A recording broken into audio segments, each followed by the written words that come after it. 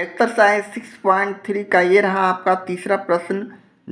सारणी पूरा कीजिए, जो कि दीर्घ उत्तरीय प्रश्न के श्रेणी में सारे अब प्रश्न यहाँ से शुरू होने वाले हैं। यहाँ 1 to 5 चार तरह के 5 प्रश्न हैं। तो प्रथम व्यंजक ए, द्वितीय व्यंजक B plus C plus D, यानी बारी बारी से गुना करके हमें यहाँ रिजल्ट सीधे लिखना है। तो ये प्रश्न बिल्कुल आसान, और इसका हम भी उसी तरह अभी पिछले प्रश्न में हमने गुणनफल निकाल चुके हैं। तो चलिए बारी बारी से यहाँ गुणनफल चार्ट बनाकर हम इस तरह सारणी बनाकर सीधे अपना सॉल्यूशन रखेंगे। यहाँ पहले प्रश्न में ए को गुना करना है B plus C plus D से। तो ए को बी से गुना किए तो ए बी, प्लस है तो प्लस का चिन्ह दिए। ए को सी से गुना किए तो ए सी, प्लस है तो प्लस का चिन्ह दिए। ए को डी से गुना किए तो ए डी, यानी सभी विजातीय को ए से गुना करना था, तो हमने इसे सीधे लिख दिया। इसी तरह एक्स को दूसरे प्रश्न में एक्स प्लस वाई माइनस 5 को 5xy से गुना करना है, यानी 5xy को x से गुना करेंगे तो 5x को x से गुना करने पर एक्स स्क्वायर, और y को y से गुना करने पर यहाँ हो जाएगा वाई स्क्वायर। इसलिए कि x से गुना कर रहे हैं तो 5x स्क्वायर y हमारा ये पहला संख्या।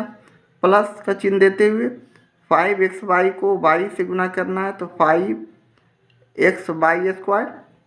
इसी तरह -5 को प्लस 5xy से गुना करना है तो -25xy हमारे आंसर हो जाएंगे। इस तरह हमारे खाली जगह को भरना है गुणनफल लिखकर। इसी तरह p को तीसरे प्रश्न में 6p² से गुना करेंगे तो 6p पर घातांक 3, -7p को p से गुना करेंगे तो 7p²। उसी तरह प्लस चिन्ह देके 5 को p से गुना करेंगे 5p। इस तरह हम तीसरे प्रश्न का सॉल्यूशन करते हैं। चौथे प्रश्न में 4p² q² को p² से गुना करते हैं। यहाँ एक पदी व्यंजक, यहाँ द्विपदी व्यंजक, यहाँ एक पदी व्यंजक, यहाँ त्रिपदी व्यंजक, 3 पद वाले व्यंजक। हमारे इसमें तीन पद वाले पहला और तीसरा 3 पद वाले हैं, और दूसरा भी त्रिपदी हैं। इस तरह त्रिपदी द्विपदी व्यंजक का ये मिश्रण के साथ यहाँ प्रश्न दिया गया है। तो 4p² q² को गुना कर रहे हैं p² से, तो यानी 4p पर घातांक 4 q²। इसी तरह माइनस का चिन्ह देते हुए 4p² q² को गुना कर रहे हैं तो 4p² q पर घातांक 4। ये हो गया हमारा चौथे प्रश्न का सॉल्यूशन। उसी तरह a को ab से गुना करें पांचवें प्रश्न में तो a² bc, प्लस उसी तरह b को abc से गुना करेंगे तो ab² c। उसी तरह प्लस का चिन्ह देते हुए c को abc से गुना करेंगे तो abc²। इस तरह हम ये जो सारे हमें खाली जगह भरने का मिला, यही हमारा प्रश्न में खाली जगह भरना था, और ये हम ला चुके हैं। इस तरह हम इसका सॉल्यूशन डायरेक्ट लिख सकते हैं, और यही हमारा आंसर हो गया तीसरे प्रश्न का। एक्सरसाइज 6.3 का ये रहा आपका प्रश्न 4। निम्नलिखित का गुणनफल ज्ञात करें। जैसा कि a b c d हमारे पास प्रश्न दिया हुआ, यानी एक पदी व्यंजक का द्विपदी से या त्रिपदी से हमें यहाँ गुणनफल निकालकर अपने सॉल्यूशन में लाना है। तो चलिए चौथा का a b c और d प्रश्नों का सॉल्यूशन करते हैं। चौथा का ये रहा a। गुणनफल लिखते हुए हमने प्रश्न को 100x ब्रैकेट में करते हुए 0.01 x पर पावर 4 माइनस 0.01 x² जैसा कि प्रश्न में लिखा हुआ है। अब हम लोग 100x को गुना करते हैं बारी बारी से, ये दोनों में गुने 0.01 x पर पावर 4। इसी तरह इसे ब्रैकेट पे करते हुए फिर गुना करते हैं, प्लस का चिन्ह देते हुए ब्रैकेट में 100x गुने माइनस 0.01 x² से। इस तरह हम सिर्फ लिखना सीखेंगे। इसके बाद अब हम सजातीय यानी अचर पद 100 गुने 0.01 को गुना किया एक जगह करके। इसके बाद x को x4 से गुना किया, प्लस का चिन्ह देते हुए उसी तरह 100 को गुना किया -0.01 से। इसे हम इसके बाद x को गुना किया x² से।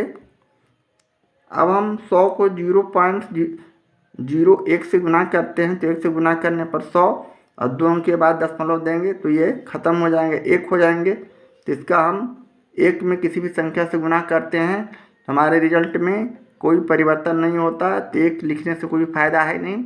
इसलिए अब हम इसे हटा दिए अपने रिजल्ट से और x और x4 को गुना करेंगे x⁵। उसी तरह यहाँ भी 0.01 से 100 से गुना करते हैं तो 1 हो जाता है। तो यहाँ भी हम इसे हटा सकते हैं और हमारा रिजल्ट यहाँ हो जाएंगे माइनस में, इसलिए कि यहाँ माइनस का चिन्ह दिया हुआ है। इसमें से गुना करते तो -1 बचता है और -1 को यहाँ हम गुना करेंगे, जोड़ेंगे नहीं, गुना करेंगे x गुने x² से तो -x³ हो जाएंगे। इस तरह ये हमारा एक आंसर हो गया। इसी तरह b लेते हैं। गुणनफल लिखते हुए हम प्रश्न को लिखते हैं -xyz को गुना करना है 2xy + yz से। उसी तरह बारी बारी से हम गुना कर रहे हैं। -xyz को गुना किया 2xy से, एक बार इससे, उसके बाद पुनः माइनस का चिन्ह देते हुए xyz को गुना कर रहे हैं yz से। एक बार इससे गुना किया, दूसरी बार इससे गुना किया। इस तरह लिखकर अब हम माइनस प्लस का ध्यान रखेंगे, यहाँ माइनस है यहाँ प्लस है तो हमारा रिजल्ट माइनस में हो गया। 2x को x से गुना किए x², y को y से गुना किए y² और z हमारा विजातीय को इस तरह लिख दिए। -xyz को yz से गुना कर रहे हैं तो माइनस से हो जाएंगे। ये माइनस है, ये प्लस है, माइनस प्लस में गुना करने पर माइनस, यानी x y को y से गुना करेंगे तो y², z को z से गुना करेंगे तो z²। और ये हमारा आंसर हो गया। इसी तरह चौथा का ये रहा C।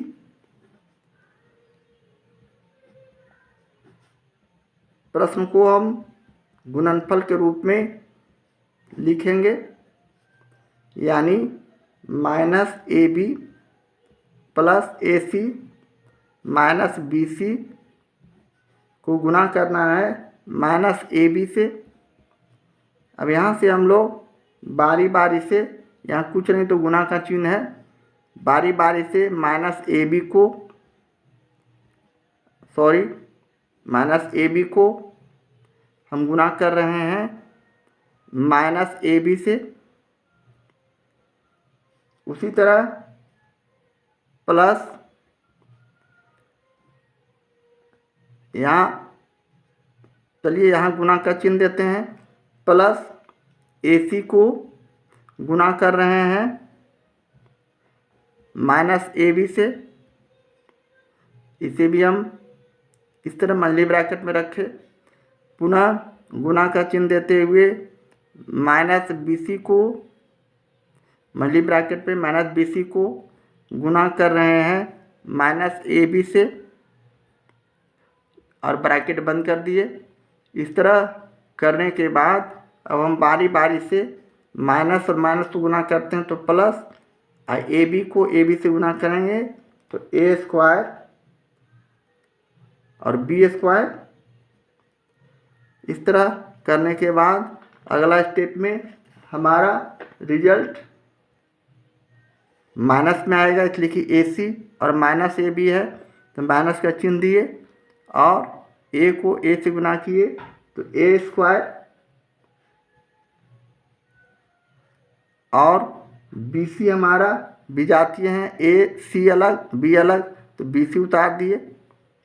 उसी तरह यहाँ माइनस बी सी को माइनस ए बी से गुना करेंगे तो रिजल्ट प्लस, और ए हमारा यहाँ विजातीय है, जबकि बी सी और ए बी यानी ए बी को बी से गुना किए बी स्क्वायर और सी। इस तरह हमारा ये आंसर हो गया। इस तरह सी का सॉल्यूशन करेंगे। यहाँ प्रश्न में सभी जगह प्लस समझना है, बीच में एक क्लियरेशन हम करना चाहेंगे, गुना नहीं देना है। गुना करने पर फिर इसका हम गुना किस लिए करेंगे, ये इसको क्षमा करें, इसे प्लस समझना है। और डी प्रश्न का गुणनफल को इस तरह हमने लिखा, और बारी बारी से उसी तरह हम लिखेंगे मंदी ब्रैकेट के अंदर, यानी -3a² को गुना कर रहे हैं -a² से। पुनः हम यहाँ प्लस का चिन्ह देते हुए फिर मल्टी ब्रैकेट शुरू करेंगे, और -4ax को इसको गुना कर रहे हैं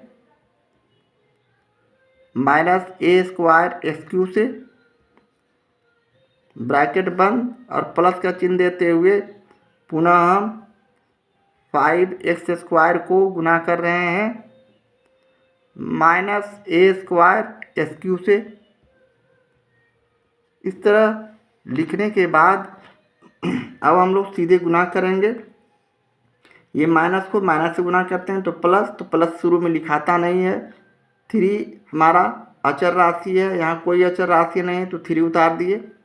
a² को a² से गुना किए तो a⁴ 4 और x³। इस तरह हमारा 3a⁴ x³ इसका गुणनफल हो गया। इसके बाद हम -4 और -4ax और -a² x³ को गुना कर रहे हैं, यानी माइनस माइनस प्लस, प्लस यहाँ भी है तो हम प्लस कर दिए यहाँ, और 4 लिखे। a को a² से गुना करेंगे तो a³ और x को x³ से गुना करेंगे तो x⁴।